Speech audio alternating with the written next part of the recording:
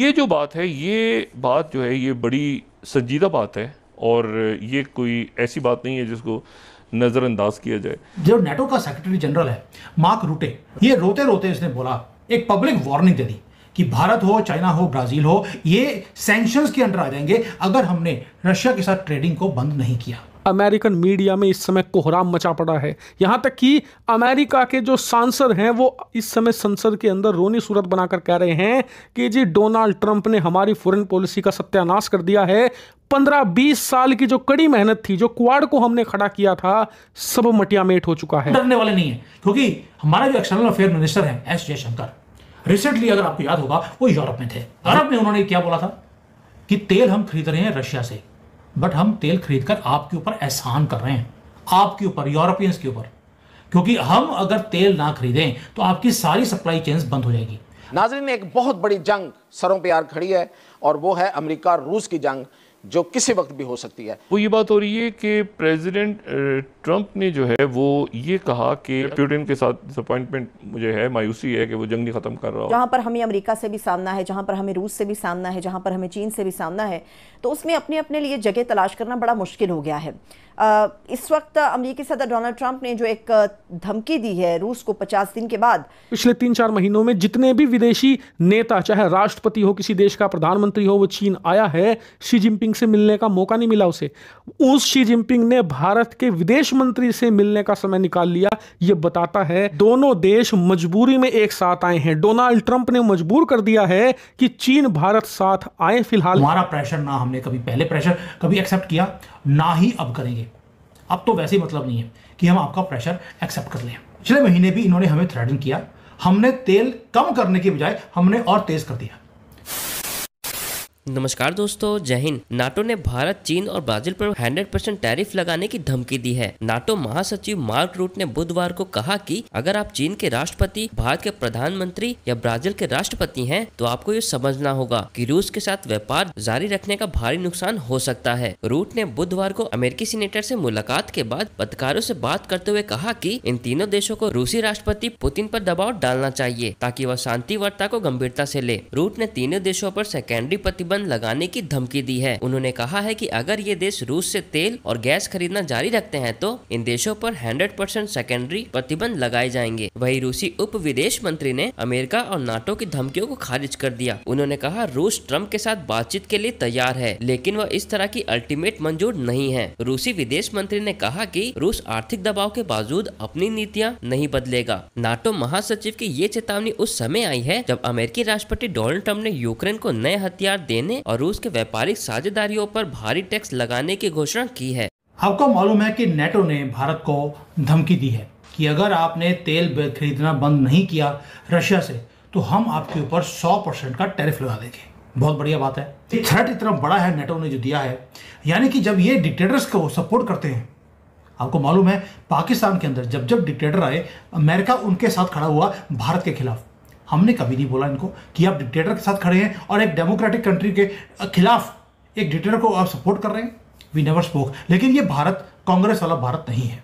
अब हम उसी भाषा में जवाब भी देते हैं, उसके लिए कभी बैट उठाते हैं और कभी किताब। और नेटो क्या कर रहा है? नेटो कर रहा है भारत की इकोनॉमी जो राइज कर रही है उसके ऊपर डायरेक्ट अटैक करने की कोशिश की जा रही है।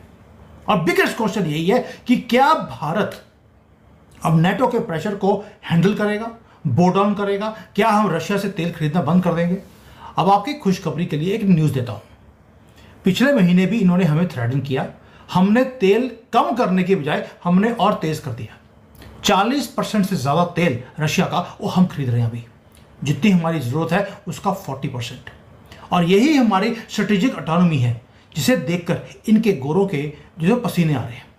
अब जो नेटो का सेक्रेटरी जनरल है मार्क रूटे, रूटे नाम है, वैसे रोते होना चाहिए, नॉट रूटे, रोते। ये रोते रोते इसने बोला, एक पब्लिक वार्निंग दे दी कि भारत हो, चाइना हो, ब्राजील हो, ये सैंक्शंस के अंडर आ जाएंगे अगर हमने रशिया के साथ ट्रेडिंग को बंद नहीं किया। और ये कोई ऑर्डिनरी सैंक्शंस नहीं है दोस्तों, उसने बोला है सेकेंडरी सैंक्शंस। अब उसके वर्ड्स हैं ये, India, China, Brazil will be hit very hard. Very hard का मतलब क्या होता है?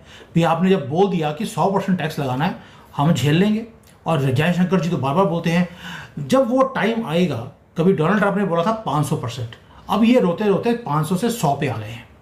आगे जाके आपको पता ही है, ये जो डोनाल्ड ट्रंप है वो तो वैसे भी माना हुआ है कि चिकन आउट जल्दी करता है वो। ये रशिया को टारगेट करते करते वो टारगेट हमें कर रहे हैं कि अगर भारत मान जाएगा तो रशिया भी मान जाएगा। क्यों? रशिया, नेटो ने क्या बोला हमें, भारत को, कि आप पुतिन के ऊपर प्रेशर डालिए कि वो युद्ध को रोक दे। भाई पुतिन ने कुछ शर्तें रखी हैं आपके सामने, आप मान लो, लेकिन नेटो है कि मानने को तैयार नहीं है। वो चाहते हैं कि पुतिन हार मानकर वो युद्ध से पीछे हट जाए। नेटो की वाट लगाई पड़ी है, और भाई आप नहीं हार, आप खुद मान लो कि यस नेटो हार गया रशिया से, वो कर नहीं सकते, ज़ेलेंस्की को सपोर्ट और कर नहीं सकते, ऑलरेडी अपनी इकोनॉमी इनकी बुरा हाल है। तो ये भारत को तंग कर रहे हैं कि आप जाकर रशिया को तंग करो या पुतिन को तंग करो, ताकि जो रशिया है उसके अंदर इकोनॉमिक कॉन्सिक्वेंसेस आएंगे, और अगर हमने उसको प्रेशराइज नहीं किया तो वो प्रेशर जो है वो हमारे ऊपर आ जाएगा। लेकिन इस सारे के पीछे रियल रीजन क्या है? ऐसा तो हो नहीं सकता कि भी पुतिन को जो है सिर्फ हमने बोलना है कि तू युद्ध रोक दे। रीजन है तेल, ऑयल। रशिया की जो इकोनॉमी है वो तेल के कारण चल रही है। और दूसरा प्रॉब्लम ये है कि रशिया तेल बेच रहा है या तो इंडियन रुपी में, रूबल में या युआन में। डॉलर से बाहर निकलकर दुनिया का इतना बड़ा चंक ऑफ तेल वो बिना डॉलर के जा रहा है। सबसे बड़ी दिक्कत ये है, डी डॉलराइजेशन और भी ज़्यादा वो स्ट्रांग हो गया। और रशिया का तेल का जो सबसे दो बड़े बायर्स हैं वो है भारत और चाइना। भारत ऑलरेडी 40% से ज़्यादा जो हमारे तेल की रिक्वायरमेंट है हर रोज़ की, वो हम खरीद रहे हैं। इसका फ़ायदा क्या है? फ़ायदा ये है कि हमारे यहाँ पर इन्फ्लेशन कम है, जो हमारी इंडस्ट्रीज़ है उसको तेल मिल रहा है, जबकि दुनिया भर में तेल की कमी है कई जगह पर। लेकिन जब वेस्ट ने सैंक्शंस लगाए थे रशिया के ऊपर, उनको लग रहा था कि भाई रशिया वीक हो जाएगा और वीक होने से रशिया के टुकड़े हो जाएंगे। लेकिन भारत और चाइना दोनों स्टेप इन किए और हमने रशिया की इकोनॉमी को हमने सपोर्ट करना शुरू कर दिया। उससे क्या हो गया? नेटो जो चाहता था कि रशिया ब्रेकअप हो यूएसएसआर की तरह, वो नहीं हुआ, इसीलिए नेटो फ्यूरियस है। ऊपर से डीडॉलराइजेशन और भी ज़्यादा तेज हो गई। अब मैसेज क्या दे रहे हैं हमें? Stop buying Russian oil, otherwise आपको मैसिव पेनल्टीज आपको भरनी पड़ेगी। दोस्तों, इस सारे के बीच में हमने भी एक बोल्ड मूव कर दिया। जो हमारी नेशनल टीम है वो यूके के टूर पे है।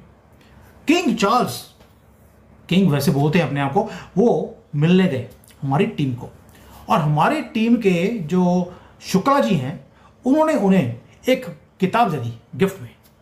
और गिफ्ट की जो बुक थी, उस बुक का नाम था स्कार्स ऑफ 1947। कहाँ दे रहे हैं? यूके में। वहां के किंग को हम एक किताब देते हैं जिसका नाम है स्कार्स ऑफ 1947। ये सिर्फ एक डिप्लोमेटिक जेस्चर नहीं था, ये मैसेज भी था, एक रिमाइंडर था गोरों को। हमें वो टाइम भूला नहीं है। आपकी कॉलोनियल गेम्स हम जानते हैं, 200 साल हमने सहन किया है। We remember our partition, we remember your rule, and we remember your divide and rule tactics. तुम्हारा प्रेशर ना हमने कभी पहले प्रेशर कभी एक्सेप्ट किया, ना ही अब करेंगे। यूएसए क्या कर रहा है? यूएसए को सिर्फ क्योंकि ट्रंप वो बिजनेसमैन है, उसको अपना सामान बेचना है। यूक्रेन के साथ उसने डील कर लिया, वहां पे जितने भी रेयर अर्थ के एलिमेंट्स हैं सारे के साथ, कि वो अमेरिका खरीदेगा। उसके बदले में वो पैट्रियट मिसाइल्स जो है, एयर डिफेंस सिस्टम है, वो यूक्रेन को दे रहा है। और साथ में एक प्लान बना लिया कि रशिया जो एक्सपोर्ट्स हैं उसके ऊपर 100% टैरिफ लगा दिया, और पुतिन को 50 दिन का अल्टीमेटम दे दिया, युद्ध रोक दो वरना हम तुम्हारे ऊपर बॉम्ब गिर देंगे। हिम्मत नहीं है, धमकी दी है। डरने वाले नहीं है, क्योंकि हमारा जो एक्सटर्नल अफेयर मिनिस्टर है एस जयशंकर, रिसेंटली अगर आपको याद होगा वो यूरोप में थे। अभी तो चाइना में है, लेकिन चाइना से पहले यूरोप में थे। और यूरोप में उन्होंने क्या बोला था कि तेल हम खरीद रहे हैं रशिया से, बट हम तेल खरीदकर आपके ऊपर एहसान कर रहे हैं, आपके ऊपर, यूरोपियंस के ऊपर, क्योंकि हम अगर तेल ना खरीदें तो आपकी सारी सप्लाई चेन्स बंद हो जाएगी। रशिया से तेल हम खरीदते हैं, उसको प्रोसेस करते हैं और फिर आपको री एक्सपोर्ट कर देते हैं। ग्लोबल सप्लाई चेन्स को बचाने वाला भारत है, क्योंकि चाइना जितना खरीदता है वो एक्सपोर्ट नहीं करता। यानी कि दुनिया की इन्फ्लेशन को भारत ने रोका है।